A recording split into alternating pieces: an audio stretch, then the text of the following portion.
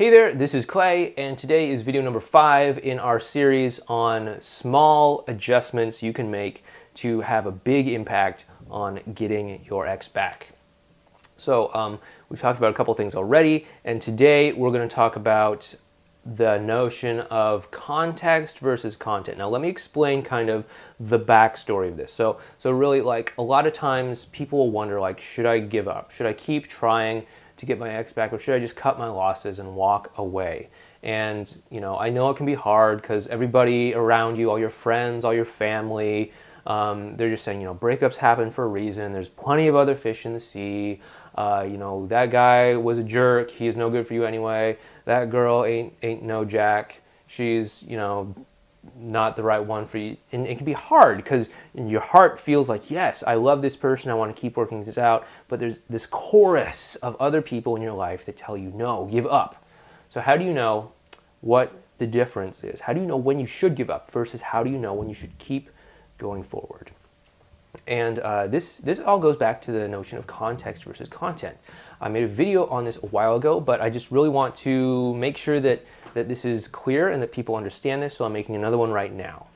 And okay, so a lot of times what will happen is you'll get these mixed messages from your ex. 1 minute they'll say, yeah, we should meet up for coffee. Then a couple hours later they're like, I really hate you. I can't believe that you ruined our relationship like that.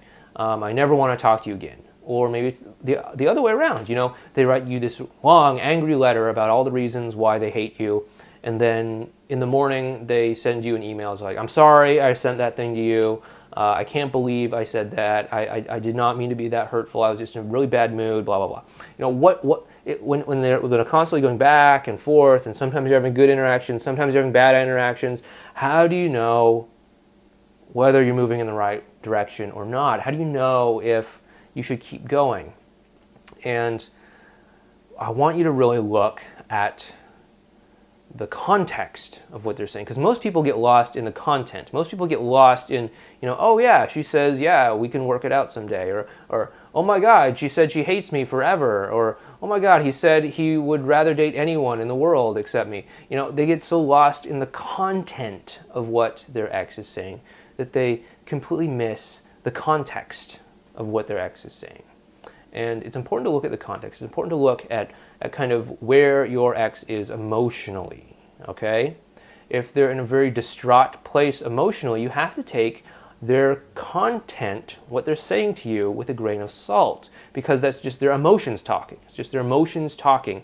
And sometimes when you're in a bad mood, if you're going through this emotional roller coaster, sometimes when you're in a bad mood, you might say things that you regret. Sometimes when you're in a good mood, you may say things a little too prematurely. And so you have to really look at the emotional context of how your ex is acting and kind of where they're at. We kind of spoke about this a long time ago. I don't know if there's anyone still around who remembers this, but in the continuum of getting back together with your ex, there's like one extreme where they never want to see you again, they hate your guts, they're completely out of your life. And there's another extreme where they're like, yeah, we could kind of work things out. I wanna get back together with you. Yeah, let's do that. And in between, there's this gray zone. There's this gray zone, right? And you have to be able to pull them from one side to the other if you want to get back together. The problem is, though, is as you pull them from hating your guts towards wanting to be with you, there's going to be this like tipping point where suddenly it's like, okay, it was over here and it's kind of going over here, but right now it's just sort of like wobbling back and forth right here. And when it's wobbling back and forth right there in the middle, you are going to have to deal with a lot of mixed messages. You're going to have to deal with what we call riding the dragon. One moment it's going to be like, yeah, I can't believe we broke up, we should get back together again. The next minute it's going to be like, I still don't trust you, I can't be together with you, let's just take a break here. Then the next day it's going to be like, I really miss you, we should meet up for coffee. And then the next day it's going to be like, I've decided to date other people. It's going to be this back and forth thing. It's because they're being pulled by these two forces. One force says, let's not get back together. The other force says, let's get back together. And right in that moment, in that gray zone, they're sort of teetering back and forth between both of them. And even the slightest grain of sand on one side or the other of that, little teeter-totter is going to sort of sway it in one direction or another. And what you want to do is not get caught up in that drama. You want to look at it in the emotional context and say, okay, they were over here, now they're over here. That's definitely, a good move. And it kind of explains a lot of their behavior maybe. So I just have to keep making sure that it feels good and keep pulling them over in this direction. I hope that makes sense to you. So again, I don't want you to get too caught up in looking at the emotional content of what they're saying, because it's going to really drive you crazy. It's going to make you try to analyze everything to death. It's going to make you like second guess yourself a lot of times. It's going to make you wonder if you should keep trying, if you should just throw in a towel and walk away, when really it may just be, a grain of sand on this side that keeps them from wanting to get back together with you. So I want you to decide right now, decide today, whether you're going to continue to, go after like the emotional content of what they're saying, what they're doing, overanalyzing everything, thinking everything through to death, trying to decipher a text message that they sent, trying to decipher a text message that they didn't send, trying to decipher what it means when they said one thing and did the opposite, or when they, didn't say one thing and then did something else instead. You're going to have to keep driving yourself crazy analyzing all of this. Or I want you to decide to start looking at the emotional context of what's going on. Understand that there's this continuum between they don't want to be with you, they do want to be with you, and there's this like tipping point right in the middle. Understand that, and you can keep pulling your ex across that towards the side that you want them to be on. And you can kind of ignore the content.